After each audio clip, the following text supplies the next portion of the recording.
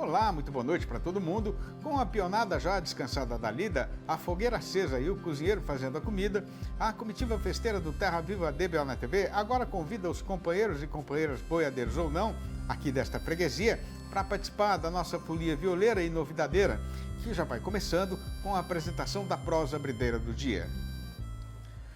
Com a nossa praça boiadeira paralisada de terror e a arroba largada e desembestada na descida da ribanceira por causa da irresponsável e inaceitável ameaça do presidente estadunidense de tacar uma taxa de 50% nas exposições daqui e lá para o gigante nortista, a gente ainda não tinha tido tempo de comentar aqui, nesta nossa função novidadeira e noticiarista, uma novidade da maior importância para a nossa atividade. Pois o caso é que acaba de entrar na parte de cima da lista dos nossos maiores compradores, mais um dos principais importadores do produto no mercado internacional, que vem a ser o México.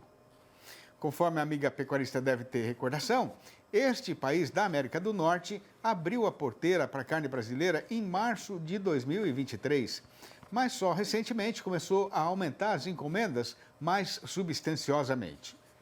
De acordo com a SECEX, que é a Secretaria de Comércio Exterior do Ministério do Planejamento, e considerando a carne in natura, o produto industrializado e mais os miúdos comestíveis, no primeiro semestre deste 2025, que está em andamento, os embarques daqui para lá somaram 52.104 toneladas. Este volume representou um fortíssimo aumento de 189% em relação ao período correspondente do ano passado, sendo que, com isso, o México subiu para o quarto lugar na relação dos principais clientes do Brasil. Já o gasto dos importadores mexicanos chegou a 315 milhões e 200 mil dólares. E se percentualmente o crescimento da quantidade despachada foi surpreendente, o faturamento teve uma alta muito mais impressionante. Fazendo sempre a comparação semestral, esse dinheiro arrecadado pelos frigoríficos brasileiros apresentou um engordamento de nada menos que 235%, o que também é resultado, logicamente, da valorização da carne brasileira no mercado internacional. Esticando agora a vista lá para diante daquela ponte para enxergar o que é que tem neste horizonte, a previsão dos especialistas é de que, com a qualidade e o preço do nosso produto, o povo deste simpático país norte-americano já está pegando gosto e a importação deve continuar aumentando. E só para arrematar esta brideira, a gente faz a recordação de que o México é dono do segundo maior produto interno bruto da América Latina e tem uma população de 129 milhões de bocas para alimentar. Pois então, se precisar de mais carne, pode encomendar que a gente tem para entregar, Com o calendário já entrado e bem andado na estação seca do ano e a pastagem já bastante castigada pela estiagem, mais ainda que o companheiro boiadeiro não pode descuidar para garantir uma perfeita recuperação quando mudar a estação. E a serventia desta prosinha de arrodeio é a de fazer a anunciação da apresentação da nossa sessão sobre pastagens com a doutora Janaína Martuccello, zootecnista e colunista convidada aqui no Terra Viva DBO na TV.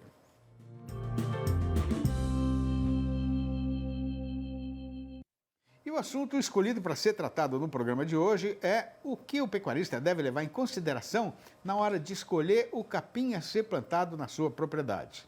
Confira. E hoje nós vamos falar um pouquinho sobre a escolha da planta forrageira de acordo com o método de pastejo que você vai utilizar. Sim, porque se você estiver utilizando uma lotação contínua, a escolha da planta forrageira é diferente daquela para lotação rotativa. Isso porque cada uma vai se encaixar em cada um desses métodos. Os sistemas sob lotação contínua são caracterizados por a gente ter grandes extensões de pastos, não há divisão de piquete. Então a gente não dá ao pasto um período de descanso, a gente não deixa o pasto rebrotar. Então é muito comum que a gente tenha sob lotação contínua regiões em que eu tenho um super pastejo, pasto muito baixo, e regiões que eu tenha um subpastejo, pasto muito alto. Porque na lotação contínua é mais difícil eu fazer o controle da estrutura do pasto. Tá? Então, na lotação contínua, de forma geral, os animais têm maior capacidade de seleção. Então, eu espero um melhor desempenho por animal. As forrageiras que eu devo escolher para esse tipo de sistema, para esse tipo de método de pastejo, são aquelas que têm menor exigência em fertilidade, que têm menor acúmulo de forragem por dia e aquelas que não alongam muito o como.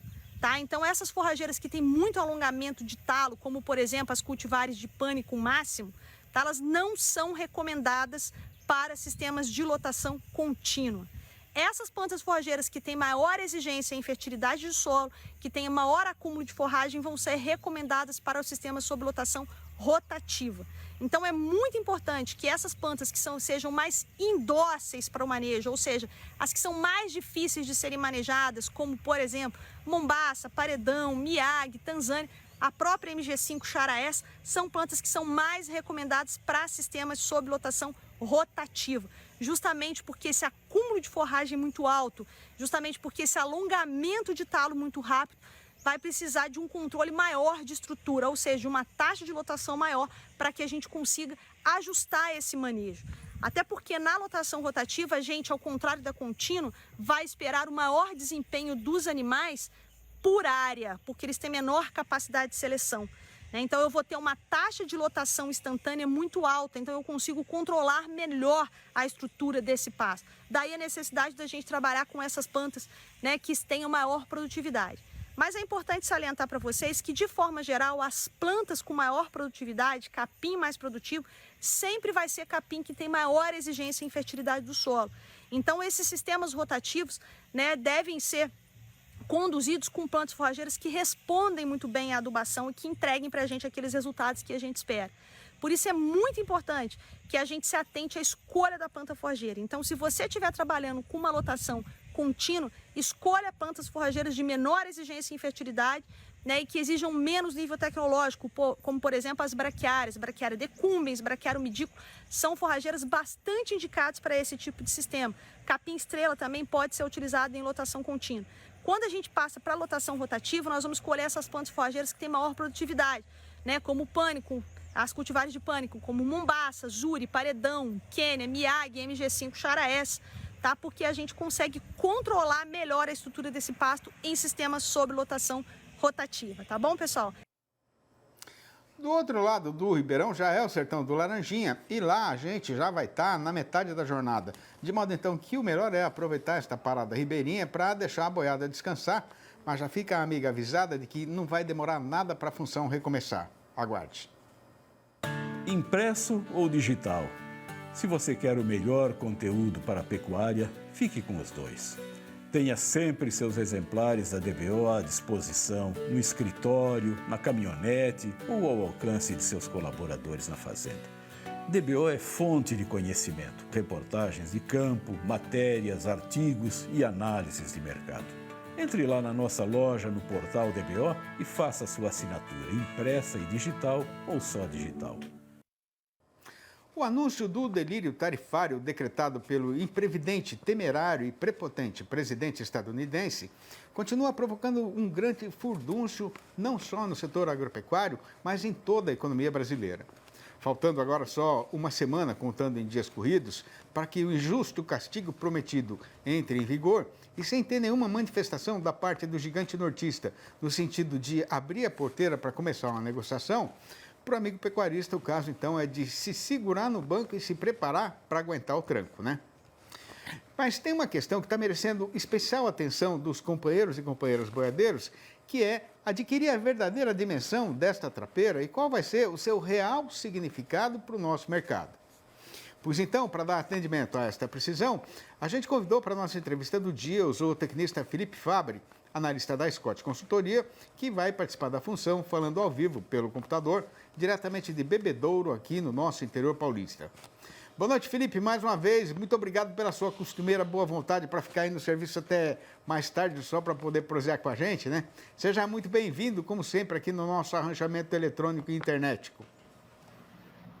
Obrigado, Ginecídio. É sempre um prazer estar aqui para poder conversar com o pessoal e trazer um pouco mais de esclarecimento sobre alguns temas tão relevantes como esse que está em pauta hoje dos Estados Unidos, né? Muito bom. Ô Felipe, a gente até já falou aqui no programa, né? Mas é fundamental ter muita clareza a respeito disso que eu vou te perguntar agora. Qual é hoje a importância dos Estados Unidos para as nossas exportações de carne bovina? Olha, Sidney, eu vou aproveitar até a deixa, tá? Esse tópico e outros a gente vai comentar também, para quem quiser saber mais a respeito, no encontro de intensificação de pastagens ali em setembro. Mais para frente a gente comenta um pouco mais a respeito do evento.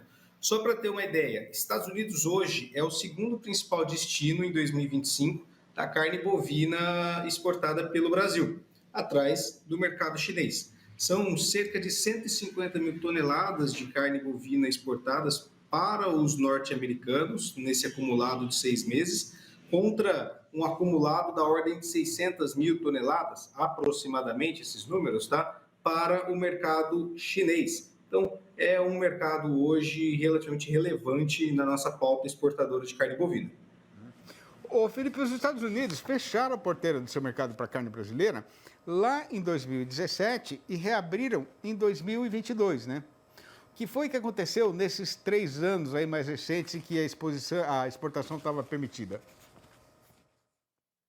Olha, nós vimos um acréscimo da participação brasileira nas exportações para lá, tá? Compondo aí um pool maior. Hoje, nós temos um share de 26% até o acumulado de maio de participação do Brasil nas compras dos Estados Unidos de carne no mundo, tá?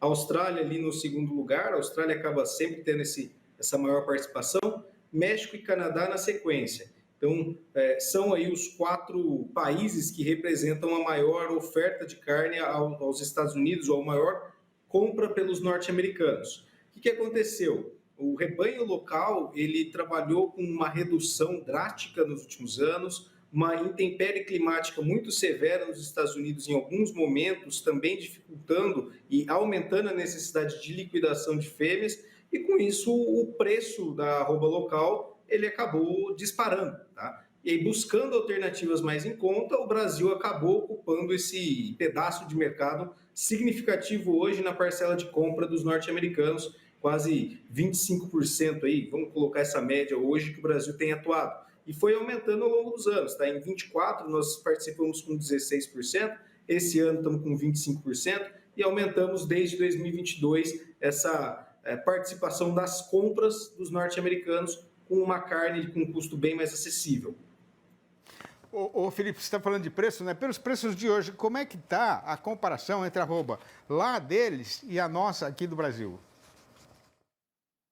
Esse é um ponto muito bom. Eu citei aqui a questão do rebanho norte-americano no menor nível dos últimos anos, e em função desse rebanho menor e agora uma necessidade de retenção, a arroba local está em $120 aproximadamente, e a nossa beirando ali os 55 a 60 dólares a arroba, a depender da situação de dólar e do preço do boi aqui no mercado doméstico. Mas é uma diferença de 2 vezes o preço da nossa arroba para a norte-americana por hora. E o preço da carne por lá também está mais salgado, tá, Sidney? Atingiu o maior nível do passado recente dos últimos 2 a 3 anos, com uma perspectiva de consumo firme pelo mercado local.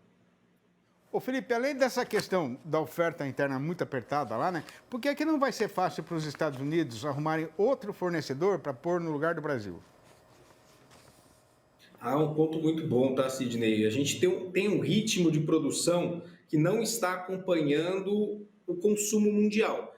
A produção ela cresceu 7,1%, a produção mundial, enquanto o consumo global ele aumentou 8,8%.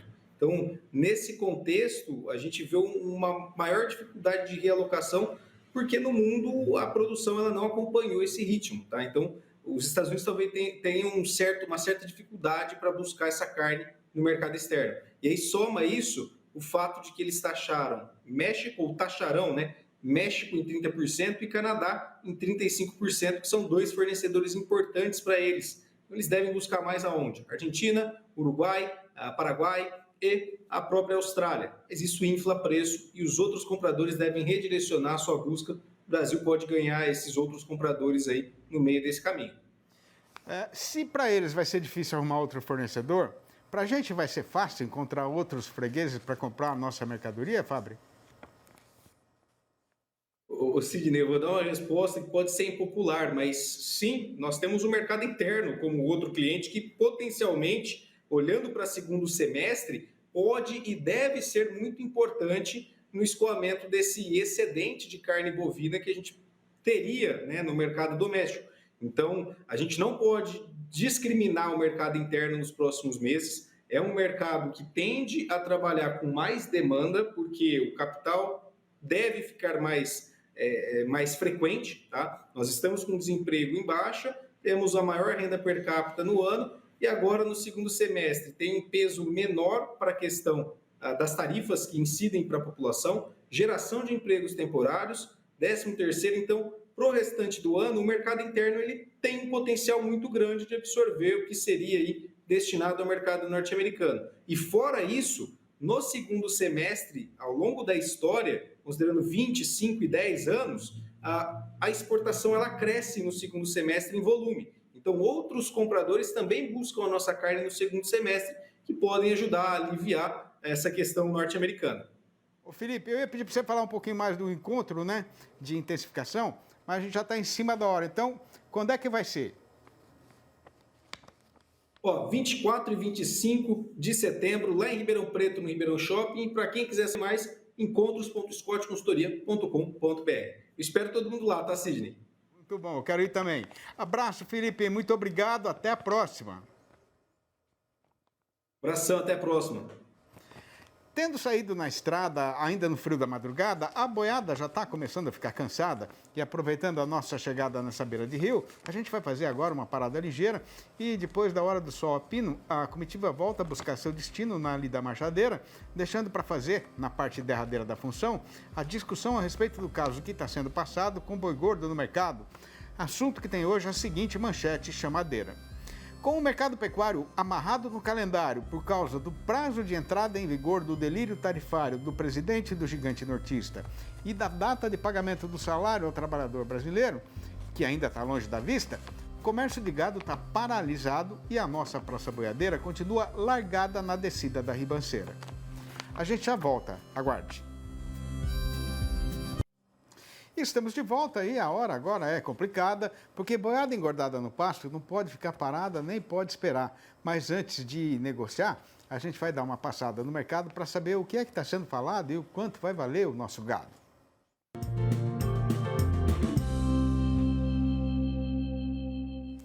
Para os companheiros e companheiras fazendeiros que estão sentados aí na frente da televisão, esperando uma grande novidade a respeito do andamento da negociação e roendo os cantinhos da unha de tanta ansiedade, a gente já vai avisando que não aconteceu nada que pudesse mudar o rumo do carretão.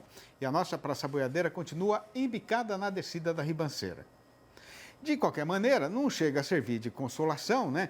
Mas é verdade verdadeira mesmo que nesta quarta-feira, a arroba continuou caindo, mas numa toada bem mais compassada.